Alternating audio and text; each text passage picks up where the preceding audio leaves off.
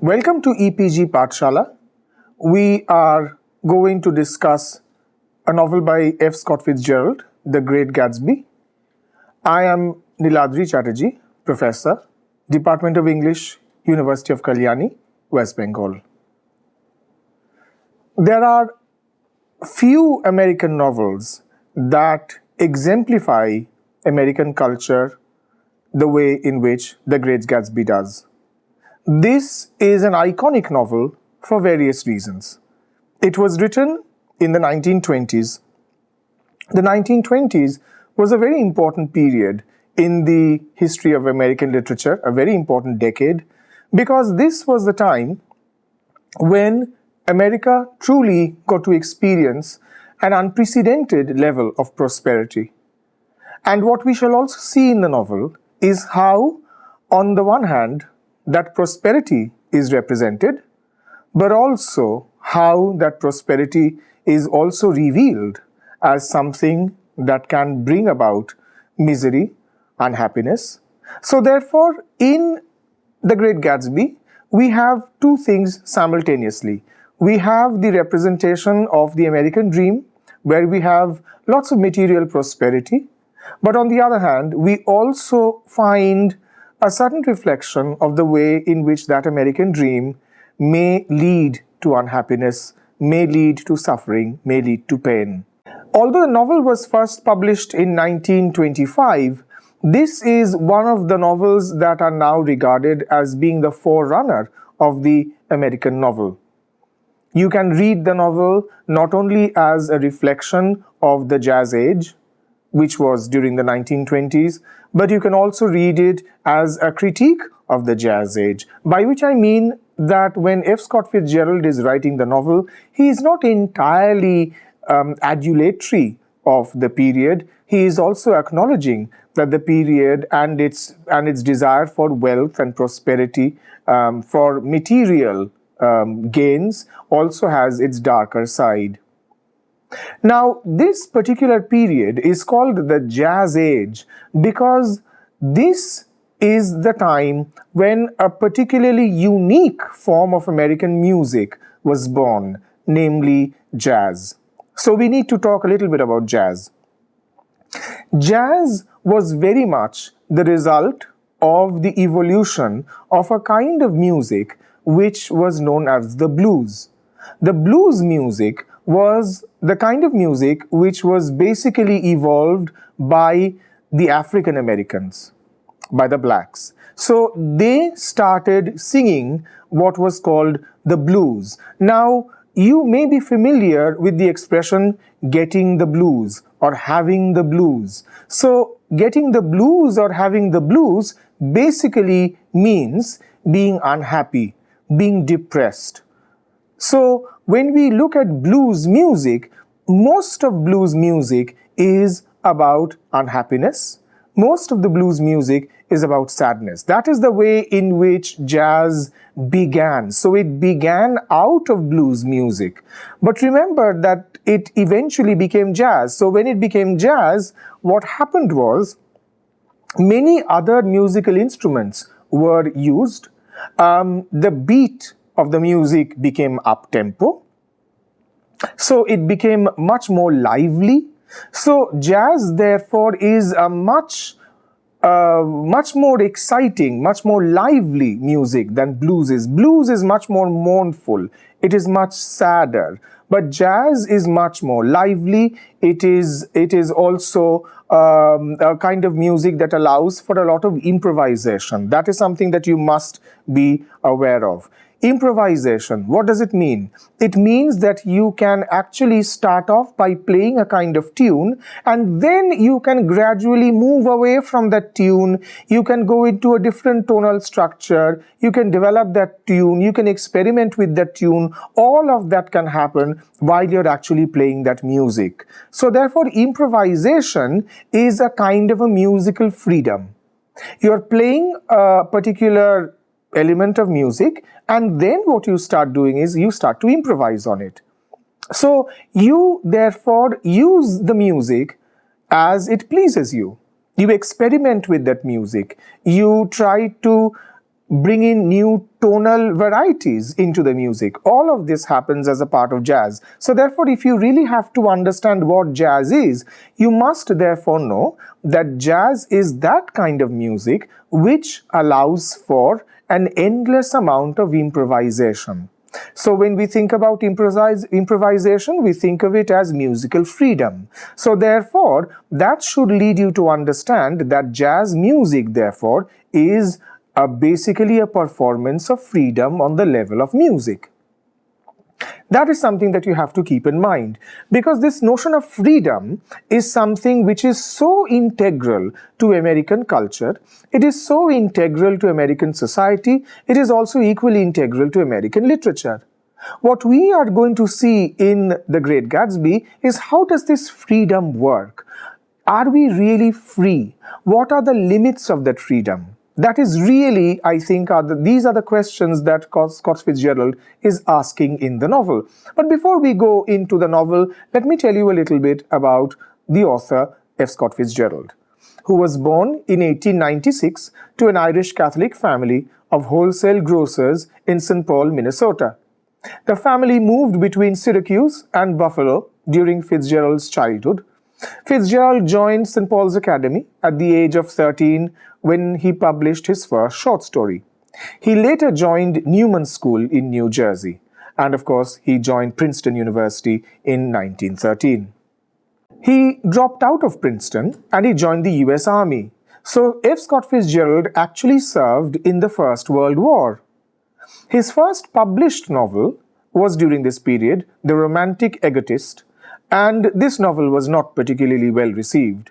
He was commissioned outside Camp Sheridan, outside Montgomery, Alabama, which is a southern state in America, where he met his future wife, Zelda Sayre. Zelda, of course, becomes a very, very important figure in F. Scott Fitzgerald's life, and in American mythology, Zelda occupies a rather unique place because in a very interesting way, she seems to be almost embodying the jazz age. So Zelda Fitzgerald is sort of the embodiment of what was called then the flapper. A flapper in the jazz age was a young woman who was out for a good time. She loved dancing, she loved singing, she loved drinking. So here was the figure of Zelda Sayre, who was the embodiment of everything that we normally associate with the flapper. Anyway, moving on with the story, he leaves the army and publishes another novel in 1920, This Side of Paradise, and the novel gives him instant success and he marries his wife. Now, this is where I would want to move away from his life a little bit, because soon after this comes the novel The Great Gatsby. I would want to concentrate on the characters. I would want you to see exactly how these characters are placed in the novel, why are these characters created, and what do these characters say about American culture in particular, and about American society in general. In the heart of the novel is the figure of J. Gatsby. Now, J. Gatsby is a rather mysterious figure because when we first meet him, and again at the end of the novel, we see him as a very, very wealthy man. He's a millionaire. He has a massive house. He throws enormous parties. So, J. Gatsby for us becomes somebody who is extremely wealthy and somebody who is constantly showing off his wealth. And we wonder, why is he showing off his wealth so much? What is the reason behind it? So if we look at the figure of James Gatsby or J. Gatsby, the first impression that we get is, okay, this is a man who has actually achieved the American dream. Because everything that we associate with the American dream, he has it. He has got money, he has got wealth, he has got professional success. So we look at J. Gatsby's life and we think this is exactly what the achievement of the American dream looks like. Except for the fact that we realize soon afterwards that J. Gatsby has almost everything, but not quite. There is one thing that he wants really badly and he doesn't have it. He doesn't have the love of Daisy Buchanan. This is the one girl that he always wanted to marry. This is a girl that he has cherished a love for many, many years, even when he was a boy, as a very young man, before he had all of this wealth. Daisy Buchanan, of course, is married to a very wealthy man, who we shall be introduced to later. But Daisy Buchanan, therefore, cannot possibly be J. Gatsby's wife because she's already married. But that does not stop J. Gatsby from actually cherishing this love for Daisy Buchanan. Now, into this extraordinary case of a man who is in love with a woman who is already married, into this story comes our narrator, Nick Carraway. Now, Nick Carraway, you have to understand, is somebody that we really need to pay a lot of attention to, because he is the first-person narrator of the novel. He's a Yale graduate and a First World War veteran. He's from the Midwest. He gets a job as a bond salesman in New York, and he rents a house in the fictive village of East Egg, Long Island. Now, this is something that I think you should be a little careful about. The entire novel is about the East Egg and the West Egg. And the East Egg and the West Egg, these two sort of geographical areas, they function almost like two poles of the earth, as it were. And there is almost like a binary that is being created. Anyway, so we have Nick Carraway, who lives in the East Egg. Gatsby lives in the West Egg. So that is something that I think you would need to keep in mind. Anyway, we move on now. As I have told you about Daisy Buchanan. Now, Daisy Buchanan is a beautiful and nervous debutante and a socialite. She is Nick Carraway's second cousin, and she, of course, is married to Tom Buchanan. And, of course, as you very well know, Daisy and Jay, they had an affair before Daisy got married. Tom Buchanan is also a millionaire. He also lives in the West Egg. Nick's acquaintance from Yale, where he was a football star. Tom Buchanan is perhaps somebody that you may want to think about as the villain in the novel. So if you think the novel has a villain, well, in that case, Tom or Thomas Buchanan is that villain. He has a very public affair with Myrtle Wilson. Myrtle Wilson is a married woman. She's married to George Wilson. George is owner of a car repair store. He's quite poor. He's quite sort of working class. And Tom Buchanan has got a lot of money. And basically, he likes to spend a little bit of that money on Myrtle. Myrtle, of course, is madly in love with Tom. But Tom treats both Myrtle and George with great contempt. And this is something that we really need to understand. He is a very strong and arrogant white supremacist and also misogynist. These are the terms that I think I need to explain a little bit. Who is a white supremacist? A white supremacist is somebody who actually believes that white men are superior to all other races.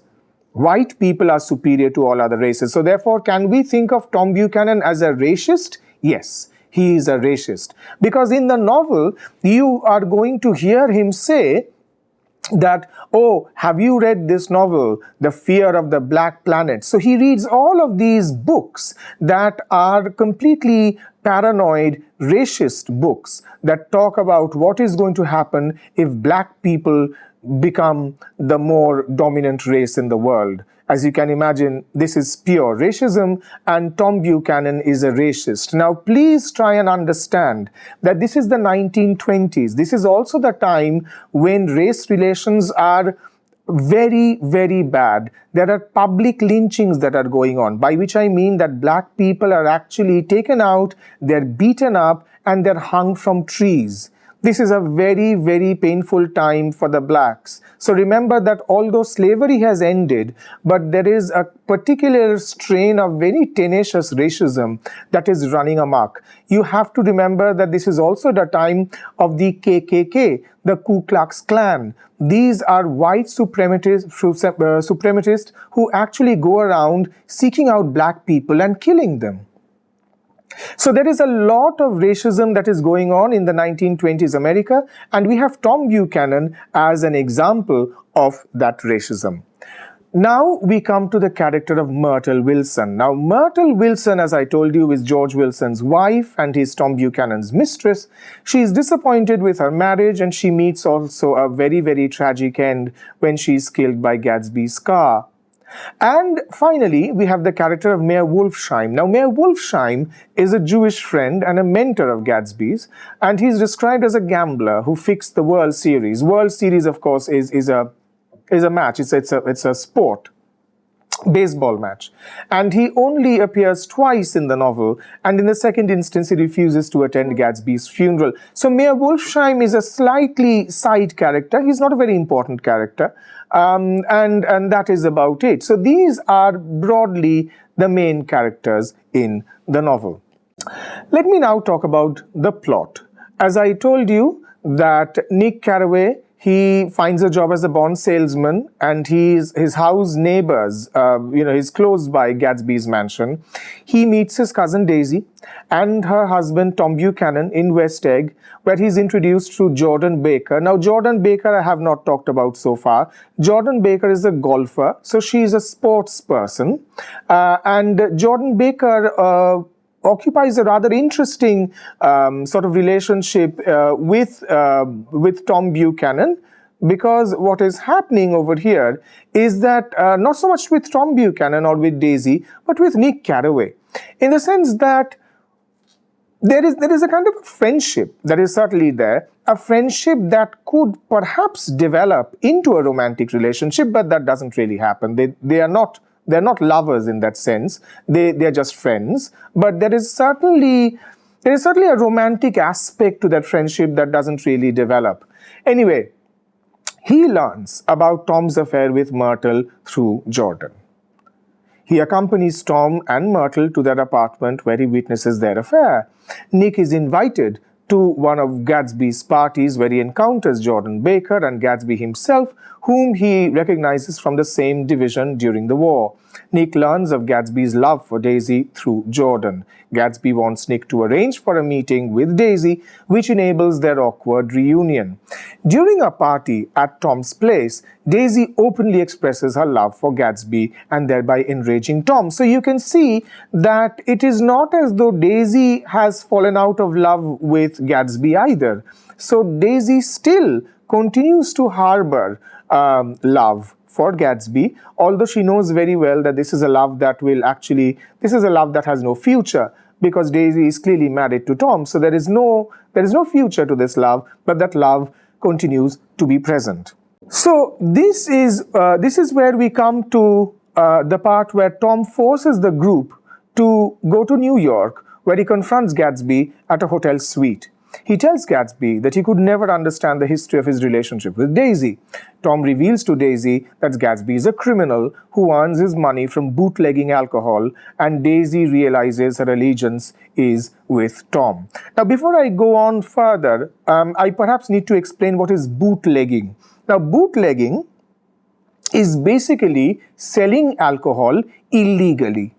Remember that this is also the time of the prohibition. So therefore, you were not allowed to buy alcohol openly. Buying of alcohol was illegal. Consumption of alcohol was illegal. So therefore, you had all of these establishments that were growing up, which were called the speakeasies. Now, these speakeasies were like clubs. They were like bars. So you could go into these clubs and bars and you could consume alcohol. And this is also the place where a lot of jazz music was being played. So there's a very interesting relationship between the consumption of alcohol illegally and the development of jazz music. That is also something that we need to talk about. So here you have Tom, who reveals to Daisy that Gatsby's money is illegally earned. He's basically a smuggler. That is what Daisy learns about Gatsby. So this in itself reveals something about perhaps Scott Fitzgerald's own attitude towards the American dream. So we come to know that while Gatsby is, of course, a very, very rich man, but he has not actually acquired the wealth legally. So there is a certain darkness to the way in which he has acquired his wealth. Tom sends Daisy back with Gatsby, and on their way back, Daisy, who is driving Gatsby's car, hits Myrtle, killing her instantly. Remember, so therefore, unknowingly, Daisy causes the death of her husband's mistress. This is something that you have to remember. So it is not as though Gatsby kills Myrtle, it is Daisy who kills Myrtle, but of course the car is Gatsby's car. I think this is something that you should remember, because this will end up having a lot of repercussions towards the end of the novel. If we go back, then we are going to find that Tom and Jordan and Nick, on their way back, discover that Myrtle has been killed by Gatsby's car, and Wilson assumes Gatsby is his wife's lover, hunts him down and murders him and kills himself. So look at the way in which Gatsby ultimately dies in the hands of this man who thinks that Gatsby has been having an affair with Myrtle. Look at the way in which there are two sets of people in the novel, and look how one set of people suffer and another set of people don't suffer. You see, although Daisy is responsible for the death of Myrtle, she and her life remains unaffected. Although it is Daisy's husband who has been carrying on this affair with Myrtle, he remains unaffected. Nothing happens to Daisy, nothing happens to Tom. Who are the people who suffer? Yes, absolutely, Gatsby suffers. He is killed. Myrtle suffers. She dies in an accident. And of course, Myrtle's husband, Wilson, he also kills himself. So therefore, Nick arranges for an awkward funeral where he informs Gatsby's father and Mayor Wolffheim. Disillusioned with the East, Nick leaves his job and returns to the Midwest. That is the way in which the novel ends. But that is just the surface. There are several things that are happening in the novel that I would want to spend some time on. I don't think it is a good idea to read the novel as being autobiographical, because of course there's a lot of invention that happens. The only things that perhaps F. Scott Fitzgerald takes from his own life is the fact that, the war veteran part, that is to say, like Gatsby and Nick, Fitzgerald also was a veteran from World War I. He also attended an Ivy League graduate. He was also an Ivy League graduate from Princeton University, and he falls in love with a woman whose love is the measure of self-worth. So there are certain similarities, but I think the similarities end there, because what F. Scott Fitzgerald is trying to do is he wants to investigate what is it that the American dream is about, and what is it about the American dream that could have dangerous, unhappy consequences. The narrative represents and is constituted by new technological modes of perception and of sociality. This is again a very important part of the novel, because you must understand that by the 1920s, technology has improved by leaps and bounds. So you have the car, you have the telephone, you have cinema, you have photography, you've got electric lighting. So America is experiencing an amazing blossoming of technology. Life has become easier, people are having a good time, there's a lot of money, and you can actually think about the 1920s as a party. You can think of the entire decade of the 20s as a party, and a party that suddenly ends in the year 1929 with the stock market crash. But till then, it's like a party that goes on for the entire decade. Now, these technologies are represented, but they also constitute the settings and tropes of the narrative. The telephonic conversation, for example, is symbolic of the impossibility of knowing the truth of the human heart. One cannot know what the other feels, and someone overhearing the conversation does not know who or what the person on the other end of the line is saying. So the telephone also serves to support Gatsby's illicit business tie-ups. So therefore, there is a very interesting use of technology in the novel, which I think we need to also address. Let's talk about the novel's central vision. This lies in the rise of consumerism, speculation, finance, the leisure class. Suddenly people have a lot of money. So there is a lot of leisure, there are a lot of leisure activities. The shift from industrialization to consumerism spells decadence in the idealism of the founding fathers and colonialists. The liberation and happiness are tied to the choices that capitalism has to offer. Even love is mediated by a love for things and objects. And you're going to find what may be called perhaps fetishes in the novel, in the sense that, Nick Carraway, for example, admires Gatsby's silk shirts. There have been several film adaptations of the novel, for example, and if you look at the latest film adaptation of the novel, you are going to find that there is a lot of emphasis on rows of pearls, for example. So cars, jewelry, nice clothes, big houses, these are the ways in which Gatsby is trying to create a sense of happiness for himself. But as we very well know that these are just material objects, they look wonderful, they feel wonderful, but ultimately they don't bring Gatsby happiness at all.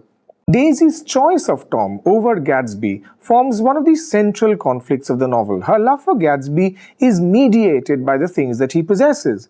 Now, this new form of capitalism is constituted by finance and speculation. Nick and Gatsby's obscure jobs as bondsmen requires them to read books on business strategies. They issue long-term loans to businesses and industries. This is a shift from the old economy of industry and bank loans issued on the basis of paper guarantees. So therefore, look at the way in which The Great Gatsby is also a novel about newer professions, about the way in which the making of money becomes so very important to the American psyche. Fitzgerald maintains his aesthetic distance by conveying his ambiguous response to the jazz age through his character Nick. Because if you look at the attitude of Nick towards Gatsby, and indeed towards his own cousin Daisy, you are going to find that Nick is perhaps unhappy. He is conflicted. On the one hand, he would like to love Gatsby, and there are several indications in the novel that suggest that perhaps Nick is actually attracted to Gatsby. Maybe Nick is a little in love with Gatsby. There have certainly been critical articles to that effect. But what one must also understand is that Nick clearly is very, very uncomfortable about the way in which Gatsby has got his wealth. He is uncomfortable about the kind of irresponsibility that the rich exhibit, and this is something that comes across very strongly in the narrative. Nick is not the objective narrator he claims to be. He admires Gatsby for his apparent idealism despite knowledge of his corruption. Nick, however, expresses his dislike for Tom, who remains an arrogant, aggressive, and racist man. Nick is both he is both, as it were, the symptom and also the analyst of a class-based society. He acknowledges his snobbery even as he others those who are working class and of other communities. The novel ends on an ambiguous note. Meaning in the novel remains tied to Nick's developing perception of the East and Gatsby.